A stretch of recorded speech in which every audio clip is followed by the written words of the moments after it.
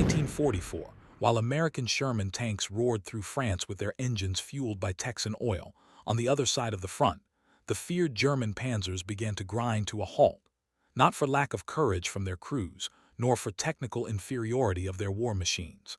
The reason was much more sinister and ironic. The fuel that powered the Nazi war machine was literally being extracted from German coal through a complex and costly chemical process that consumed more resources than it produced. While the Allies had access to oceans of natural oil from Texas, California, and the Middle East, Hitler had gambled everything on a technology that, though ingenious, carried within it the seeds of the Reich's own destruction.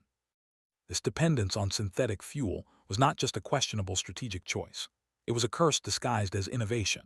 With every gallon produced, Germany burned precious coal reserves, electrical energy equivalent to powering entire cities, and irreplaceable human labor it could not afford to waste. What seemed like a brilliant solution to the scarcity of natural oil would become the Achilles heel that would dramatically accelerate the fall of the most feared regime in modern history. By 1945, German tanks were being pulled by horses to conserve fuel, while the world's first jet fighters sat grounded on airfields, useless monuments to technological ambition strangled by its own complexity. The story of German synthetic fuel began long before the war, in the brilliant minds of chemists who believed they could transform coal into liquid gold through the miracle of modern chemistry. The Fischer-Tropsch process, developed in the 1920s by German scientists Franz Fischer and Hans Tropsch, allowed coal to be converted into liquid fuel through a complex series of chemical reactions involving carbon monoxide, hydrogen, and iron catalysts at temperatures exceeding 800 degrees Fahrenheit. For a nation like Germany, rich in coal but possessing virtually no natural oil reserves, this technology seemed to be the divine answer to its geographical limitations. Heinrich Himmler, in a 1938 speech to SS officers, declared that synthetic fuel would make the Reich invulnerable to enemy blockade and independent of Jewish-controlled oil cartels. The first German synthetic fuel plants were true cathedrals of chemical engineering, stretching across hundreds of acres with distillation towers rising over 300 feet into the German sky. The Luna facility, built by the chemical giant IG Farben, employed over 30,000 workers and consumed enough electricity daily to power a city of 500,000 people. By 1939, these plants produced approximately 72,000 barrels per day, an impressive amount that fueled Nazi confidence that they could sustain a prolonged war without importing a single drop of foreign oil. But there was a dark secret hidden behind this apparent energy self-sufficiency that would prove catastrophic. What Nazi planners did not fully anticipate was the astronomical cost of producing synthetic fuel on an industrial scale during total war. To produce just 1 gallon of synthetic gasoline required approximately 4 tons of high-quality coal, 1,500 gallons of water, and enough electrical energy to power an average American home for 3 days. The chemical process was so energy-intensive that it consumed about 12% of Germany's entire electricity production, equivalent to the power needs of Berlin, Hamburg, and Munich combined. Even more disturbing, each major synthetic fuel plant required between 15,000 and 20,000 skilled workers to operate efficiently, including chemists, engineers, and specialized technicians who were desperately needed elsewhere in the war economy. As the conflict intensified and German manpower was drained to the eastern and western fronts, these facilities increasingly relied on forced labor from occupied territories. Soviet prisoners of war, enslaved workers from Poland and France, and eventually, concentration camp prisoners were forced to work in these plants under conditions that can only be described as hellish. The irony was cruel and profound. The fuel that was supposed to guarantee German victory was being produced by those whom the regime considered subhuman, creating a moral and logistical dependence that undermined the very ideological foundations of Nazism. Dr. Karl Krauch, IG Farben's chief executive, wrote in his private diary that we have become slaves to our own chemistry, dependent on the very people we seek to eliminate. In 1942, at the height of German expansion across Europe and North Africa, synthetic fuel plants reached their peak production of 124,000 barrels per day, accounting for over 92% of all aviation gasoline consumed by the Luftwaffe and 68% of all motor fuel used by the Wehrmacht. This artificial black gold fueled not only the Messerschmitt Bf 109 fighters defending the Reich, but also the Heinkel He 111 bombers that terrorized London during the Blitz, the Panzer IV tanks advancing across the Russian steppes, and the U-boats patrolling the Atlantic hunting Allied convoys. For a brief moment in history, it seemed that the German gamble on synthetic fuel had been brilliantly vindicated. German forces operated across a front stretching over 2,000 miles, from the Arctic Circle to the deserts of North Africa, all sustained by coal transformed into liquid energy through German ingenuity. Luftwaffe ace Adolf Galland reported that German pilots felt invincible, knowing our fuel supply was unlimited and under our complete control. But Allied strategists were watching closely, meticulously studying intelligence reports and aerial reconnaissance photographs. Winston Churchill, in a secret war cabinet meeting in late 1942, reportedly declared that German synthetic fuel is simultaneously their greatest strength and their greatest weakness. It is concentrated, vulnerable, and irreplaceable. British and American intelligence services began mapping the location of every German synthetic fuel plant with surgical precision, recognizing that unlike oil fields scattered across vast geographical regions, these facilities were concentrated industrial targets that could be systematically destroyed. The fatal vulnerability of the German synthetic fuel system became devastatingly evident when Allied bombers began Operation Point Blank in 1943, a strategic bombing campaign specifically designed to destroy German industrial capacity. American B-17 Flying Fortresses and B-24 Liberators, escorted by long-range P-51 Mustang fighters, began carrying out precise and devastating attacks against these critical facilities that had taken years to build and could be destroyed in hours. The synthetic fuel plants, with their towering distillation columns and sprawling chemical complexes, presented perfect targets for Allied bombardiers trained to hit industrial installations. The first major coordinated assault occurred on May 12, 1944, when more than 900 Allied bombers simultaneously attacked 12 synthetic fuel plants across Germany in what became known as Black Thursday for German fuel production. The results were catastrophic beyond German planners' worst nightmares. The Luna plant, the crown jewel of German chemical engineering and the largest synthetic fuel facility in Europe, was reduced to smoking rubble in less than 3 hours of concentrated bombing. Other major facilities in Perlitz, Berlin, Zeitz, and Merseburg suffered similar devastating damage, with some plants losing over 80% of their production capacity in a single day. In just 24 hours, Germany lost more than 40% of its total synthetic fuel production capability, a blow from which it would never recover. But the true horror for German military planners was just beginning to unfold. The consequences of the Allied bombing campaign against synthetic fuel plants spread through the German war machine like a lethal virus, paralyzing every aspect of military operations from the Eastern Front to the Atlantic Wall.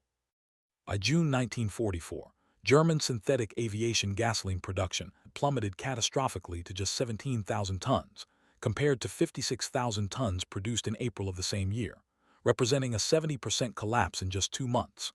Luftwaffe pilots, already facing overwhelming Allied numerical superiority in both aircraft and trained personnel, now had to contend with severe fuel rationing that limited training flights to absolute minimums. Experienced aces like Adolf Galland reported in desperate communications to Berlin that young German pilots were being sent into combat with only 10 hours of flight training, compared to the 300 hours standard for Allied pilots and the 200 hours that had been standard for German pilots earlier in the war. The reason was brutally simple. There simply wasn't enough synthetic fuel available for adequate pilot training, maintenance flights, or even basic aircraft testing. On the ground front, Panzer commanders received increasingly desperate orders to conserve fuel at all costs, leading to the surreal sight of the world's most advanced tanks being towed by horses and oxen to save precious synthetic gasoline for actual combat operations.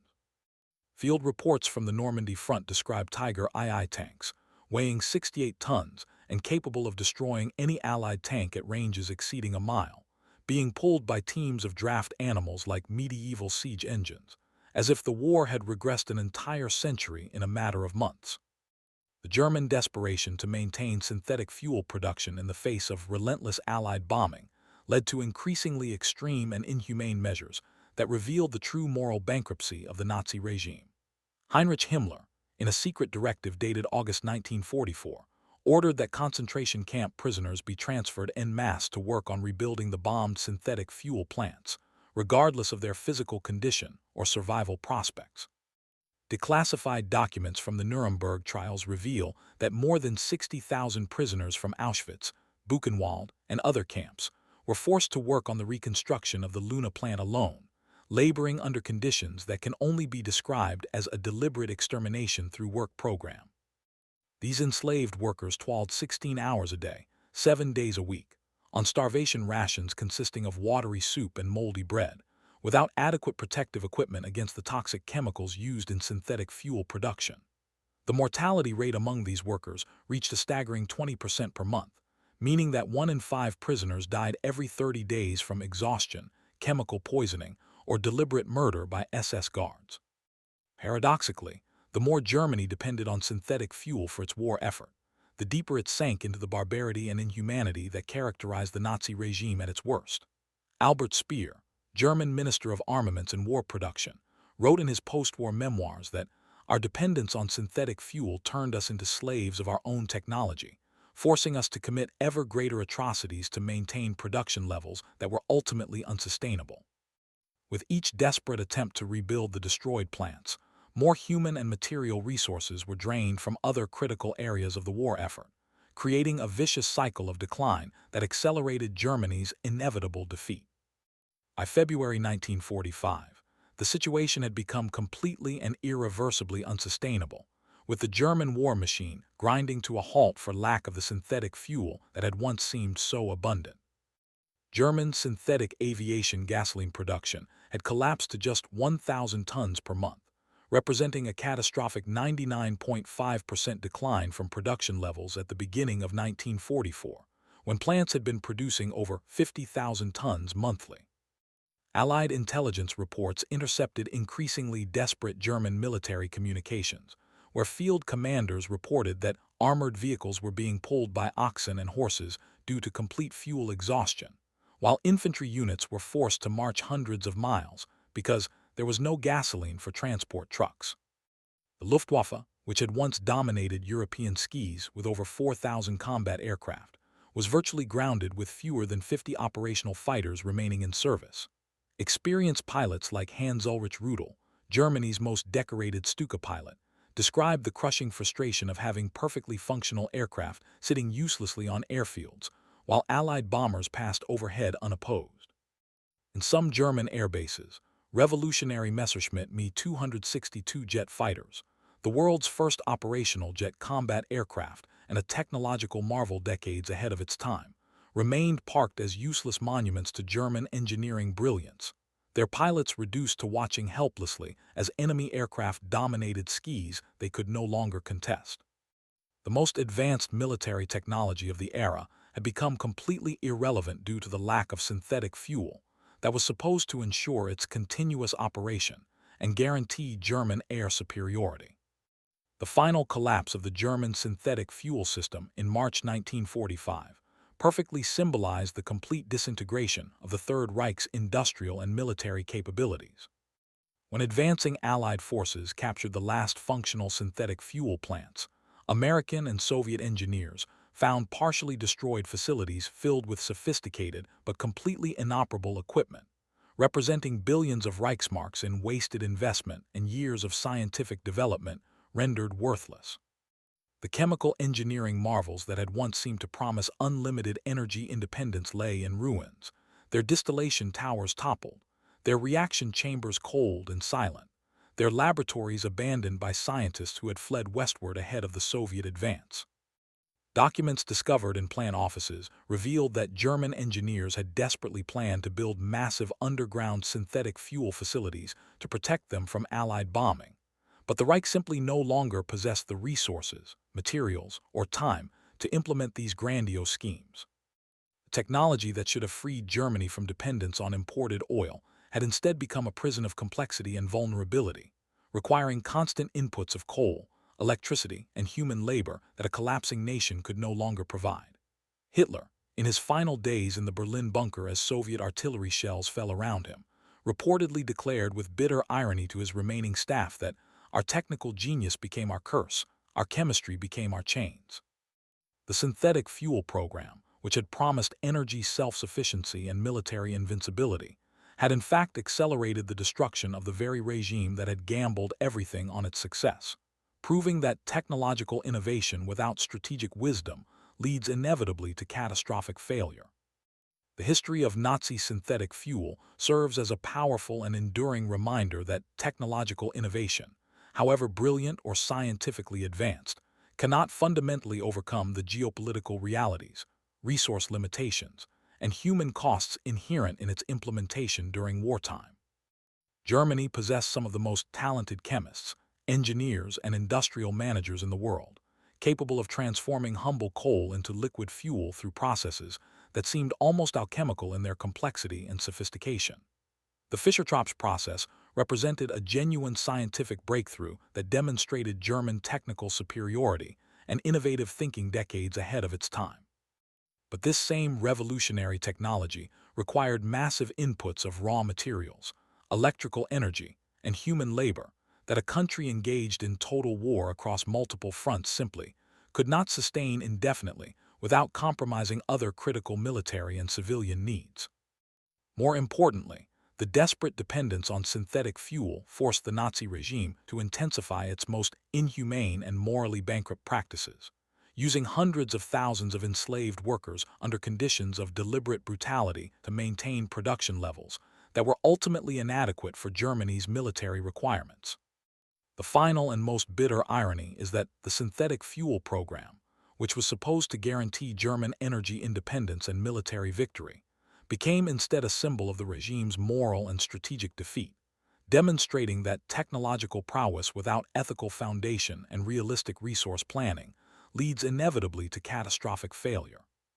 Today, when we examine the rusted wreckage of the old synthetic fuel plants scattered across the German landscape, we see not only the physical remains of an ambitious but ultimately doomed technology, but enduring monuments to a timeless historical lesson, that the true strength of any nation lies not merely in its capacity to innovate and create, but in its wisdom to recognize the fundamental limits and hidden costs of its technological ambitions.